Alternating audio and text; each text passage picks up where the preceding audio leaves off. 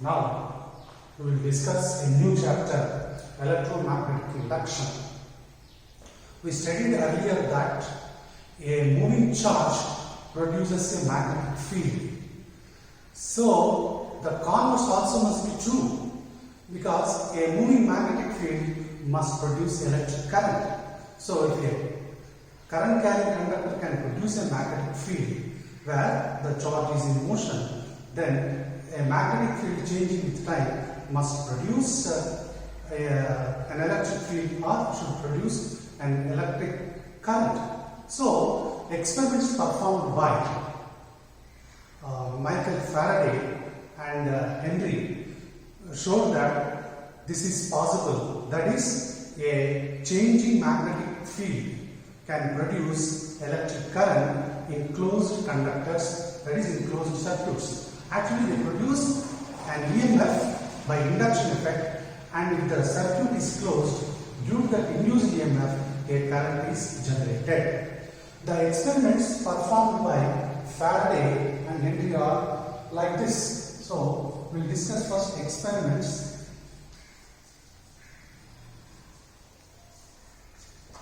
by Faraday.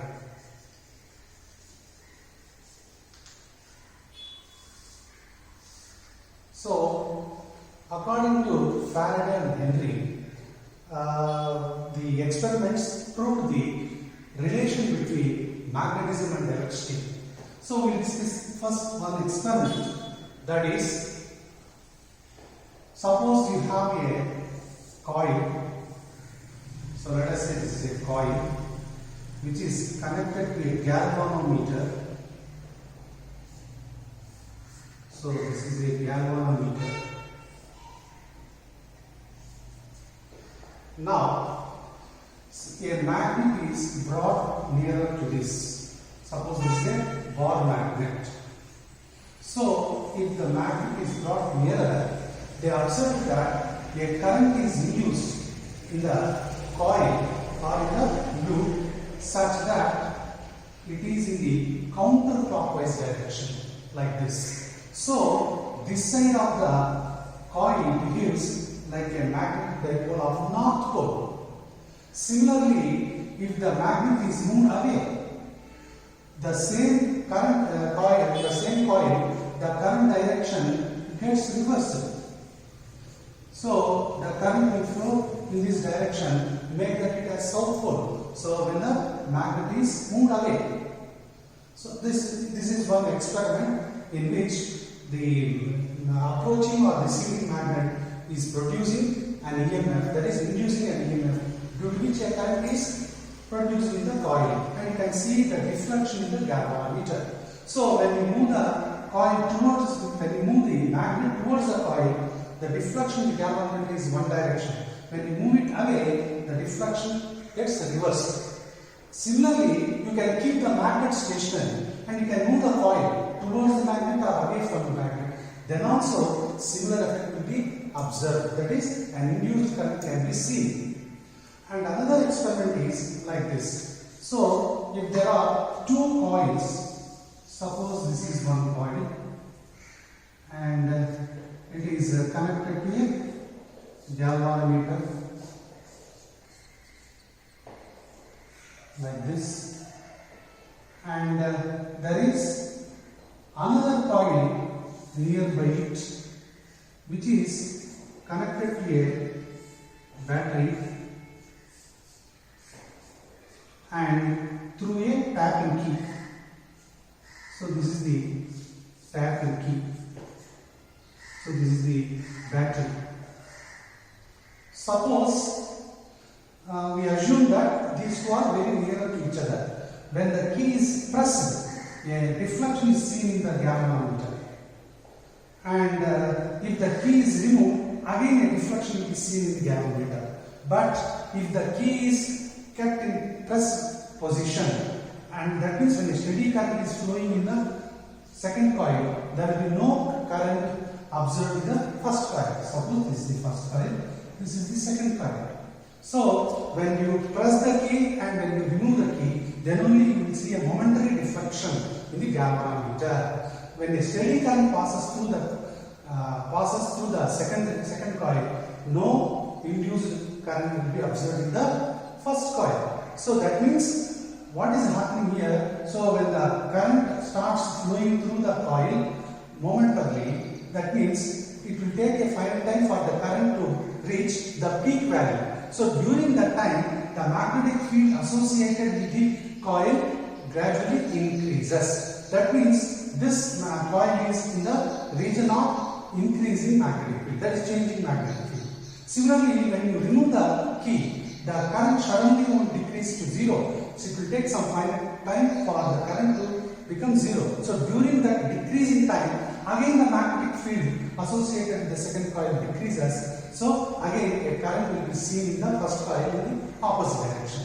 So, and here also the same thing. So when the magnet is approaching, the magnetic field, that is the flux associated with the coil or near the coil, goes on increasing. So when the magnet is moved away, the magnetic field decreases around this coil. That means, so by the movement of either the magnet or the coil, the magnetic flux cut by the conductor is changing. So, similarly here also, when you switch on, switch off, even though for a short time, the flux, also magnetic flux associated with the second coil increases or decreases. So due to this changing magnetic flux, a induced current is seen in the coils. So this is how we can explain the observations in the experiment performed by Faraday, both either in the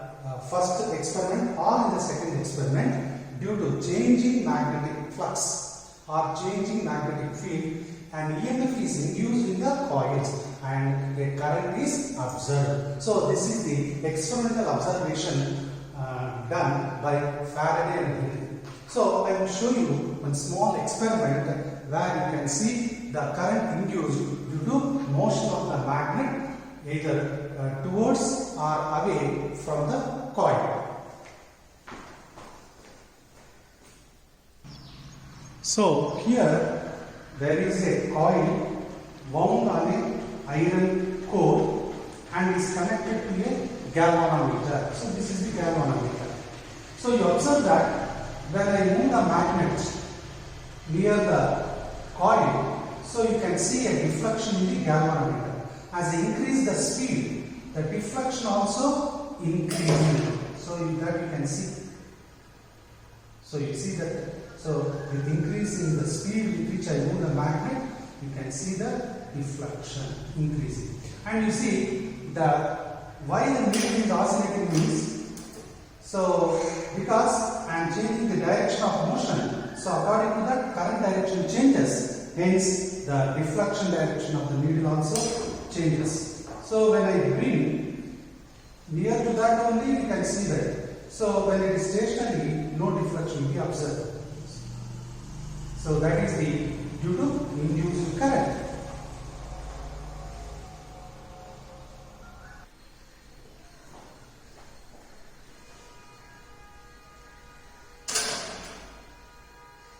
So you can see that the deflection is very large. With increasing speed, the deflection is also increasing.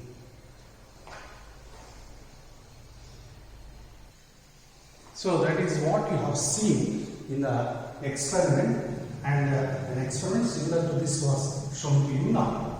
Now the magnetic flux, how to define that magnetic flux? Let us discuss what is the magnetic flux. Then we will go for the Faraday's law. So magnetic flux.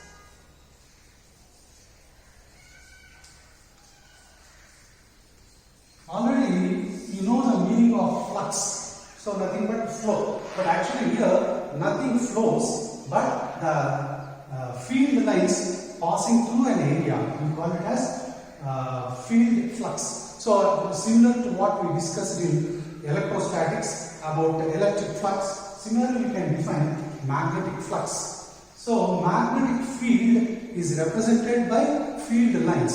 Suppose you have an area like this, and there field lines are passing through this. Then, so magnetic flux is defined as actually dot product of field distance d bar dot a bar, that is area vector. So if A is the area and d bar is the magnetic field, then the dot product is defined as magnetic flux. So flux is a scalar quantity, but the magnetic field is a vector quantity, and we consider area also area vector. Suppose if the field is not uniform, then you have to consider the magnetic flux through each area element. Suppose if theta is the angle between the field direction and the area vector, then this can be written as BA cos theta. So for a small area element, we write the d phi as equal to B into, that is BA. And here let us say that BA is the magnetic field strength that is passing through that area, and here dA is the area element. Now suppose if the field direction maybe in the same direction of the magnetic field, in such case cos theta will be 1. If the field vector and the area vector are in the same direction, theta is 0 degrees. In that case, it will be BA into dA. So, therefore, this is the flux through an elemental area, say some small a. So, like that, you divide that entire area into small elements, calculate the flux through each elemental area, and find the algebraic sum. So, therefore, total flux is just given by sigma.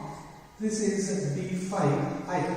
So I is a general suffix to represent the elements you have considered. So that is equal to, that is through an area A into say some dA suffix A plus some area B into dA B plus and so on, like that you can write.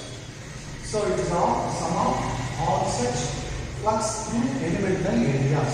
So if the magnetic field is not uniform and is different through different regions or areas, so divide that entire surface into elemental areas, calculate the dot product, that is d bar dot a bar, and sum up. That is the total magnetic flux. Now the unit of magnetic flux is Weber. The SI unit is Weber. The unit of flux is Weber. Weber is nothing but Tesla meter square.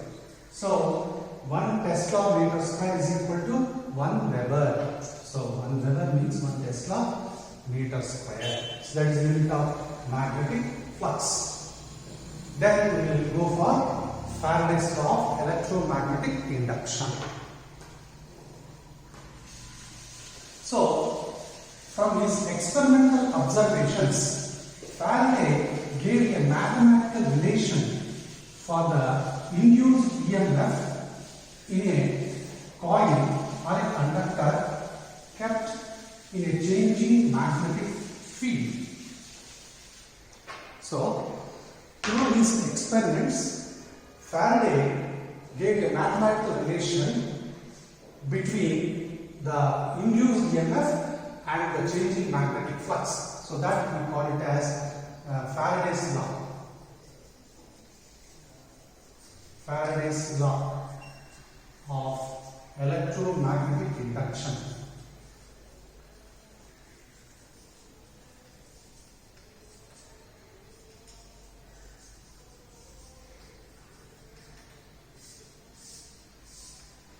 So he observed experimentally that the induced EMF is equal to changing magnetic flux with the time. Of course, there will be a negative sign which indicates that direction of the induced EMF.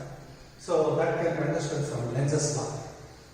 Now, so the magnetic flux or magnetic field, if it is changing in a region of a conductor and EMF is induced. If the conductor is a closed circuit, then a current is observed. So since this effect is induced by magnetic field, hence it is called as electromagnetic induction. That is electrical effect induced by magnetic effect. That's why the name electromagnetic induction is given to this observed phenomenon. And suppose if there are n number of turns, so for n turns in the coil, suppose if there are n turns, such that if the turns are wound tightly, then associated with each turn, the magnetic flux is same. So therefore, through each turn, the same magnetic flux passes. Hence, this equation can be written as induced EMF is equal to n times d phi by dt. But we know flux is given by the dot product of magnetic field vector and area vector, or this is dk cos theta, where theta is the angle between b bar and a bar. A is the area vector. So the induced EMF can be written as minus n into d by dt of dA cos theta. It means you can produce the induction effect, or an EMF can be induced in the coil by varying magnetic field or by changing the area of the coil, that is either stretching the coil or compressing the coil. So we can change the area of the coil, that is the effective area of the coil in the magnetic field can be changed. So either by stretching or by compressing. And you can rotate the coil in the magnetic field. So theta can be varied. So the angle between the magnetic field vector and area vector can be changed by rotating the coil. So by changing any of these three, magnetic field, area of the coil, or angle between the magnetic field and the area vector, an EMF can be induced in the conductor, that is in the coil. So in that way, an EMF can be induced in the coil. So this is Faraday's law of electromagnetic induction. Next we will talk about the reason for this negative sign. So that is given by Lenz's law. Lenz's law. So what is Lenz's law? Lenz's law is in accordance with the law of conservation of energy. See, you have seen that when a magnet is moved towards or away from the coil, a current is induced. That means some energy is generated. But if you are not doing any external work, if the agent is not doing any work, and of course there is no friction, we assume like that, then without doing any work, you are producing the energy in the conductor, that is in the coil. So which is not possible. So to satisfy the law of conservation of energy, Lenz assumed that the induced EMF or current direction is so as to oppose the changing magnetic flux or changing magnetic field. That means, as you have seen in the coil experiment, when the magnet is approaching, that is if the north pole is approaching, the direction of the current in the coil is making the coil itself a magnetic dipole with this face as north pole. That means these two repel each other. You know that similar magnetic poles repel. So they must repel. But you are moving the magnet towards the coil. It means you are doing work against a repulsive force. So that work done against that repulsive force is expended or is observed in the form of the current generated or electrical power in the coil. So which finally gets dissipated in the form of Joule heat. So similarly, when you are moving this magnet away, the current direction in the coil gets reversed. So that is, it gets reversed. So with this side of that side of the coil, when observed from the magnet point of view, from the magnet point of view, when it is observed, the current direction will be in the clockwise direction, and it appears as if it is a magnetic south pole. You know, current carrying coil behaves like a magnetic dipole. Hence, this side of the coil behaves like south pole, trying to pull the magnet towards it. So that means you are moving away, but the magnetic field produced by the coil is pulling it towards it. So you have to do work against this pulling force. So the work done is observed in form of current in the conductor. So in any case, whenever the work is done against the force of attraction or repulsion, then that work is seen as electrical energy in the conductor. So in that way, Lenz explained the reason for the observed current due to the relative motion between the conductor and the magnet. So this negative sign in this formula, that is in the Faraday's equation, indicates that the induced EMF is in a direction so as to oppose the change in magnetic flux that is responsible in inducing this EMF. So we can state Lenz's law like this: the direction of the induced EMF is so as to oppose the change that produces it. So here means produces, it means producing that EMF or the current. So the direction of that current produced or induced in the coil will be in a direction opposing the change in magnetic flux. If the magnetic flux is decreasing, the induced current tries to increase that magnetic flux. If the magnetic flux is increasing, the direction of the current is in the conductor or the coil is so as to decrease it. So like that, it will be in an opposite direction. So the work done in this process by an agent is dissipated in the form of electric current, and that gets dissipated in the form of heat energy, that is Joule heat. So that is about Lenz's law. Okay, so we say that Lenz's law is a consequence of law of conservation of energy. Okay, so now let us discuss about motional EMF.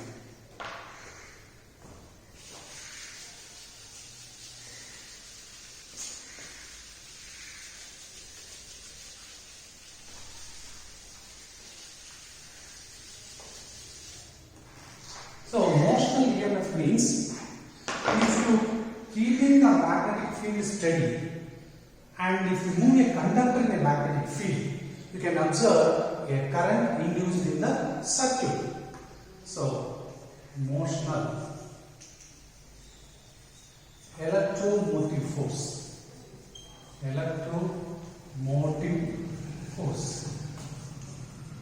You know, electromotive force is nothing but work or energy. It is not a force. Already it was explained in the previous chapter that electromotive force is a misnomer, so wrongly used, but actually it is a work done in moving a charge in a circuit. Let us consider a rectangular conducting loop. So let us suppose this is a rectangular conducting loop. Say it is P, Q, R, S, in which PQ is a conductor of length L, and let suppose this width of the loop we say some x. Now let us assume that PQ is movable over the remaining part of the loop without any friction. So let us suppose the conductor PQ can be moved over this rectangular loop with uniform velocity without any friction, and this entire loop is immersed in a uniform magnetic field as shown in the figure. So this represents cross marks a uniform magnetic field into the plane of the hole.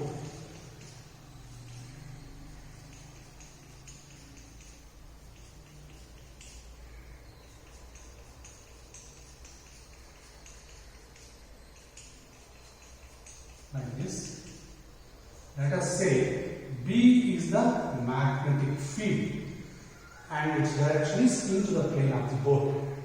Now, when the conductor PQ is moved in the uniform magnetic field, so what happens?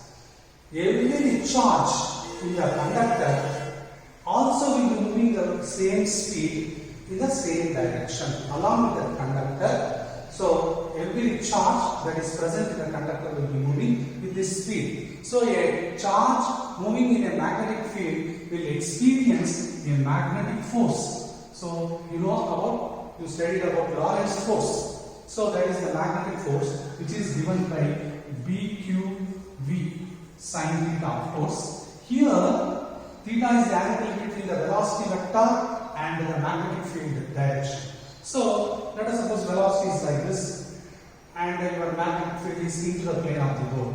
So the velocity is like this, magnetic field is like this. That means this will be the direction of the force. So every charge in the conductor PQ will experience a force so that they move from P to Q. So every charge Q will be moving from P to Q due to this Lorentz force or due to that magnetic force. And here sin theta is 1. So that is 1. So therefore BQV is the force on each charge. Therefore the work done in moving the charge from P to Q, that is total distance L, is given by force into distance. So that is equal to BQV into L. So that is the work done. But the power is given by work done, or you can define the induced EMF. Induced EMF is defined as work done per unit charge. So that is also nothing but like potential difference. So EMF is defined as work done to move the charge through the circuit. So the Q gets cancelled. Finally, what you get is BBF. So this is how we can show that the induced EMF in the conductor moving in a uniform magnetic field is given by this equation. We can derive the same formula in another way also. That is, here we know that the magnetic flux actually what is happening here in terms of Faraday's law also we can derive that. So as the conductor moves in a magnetic field, the effective area of the loop is changing, decreasing, something like shrinking.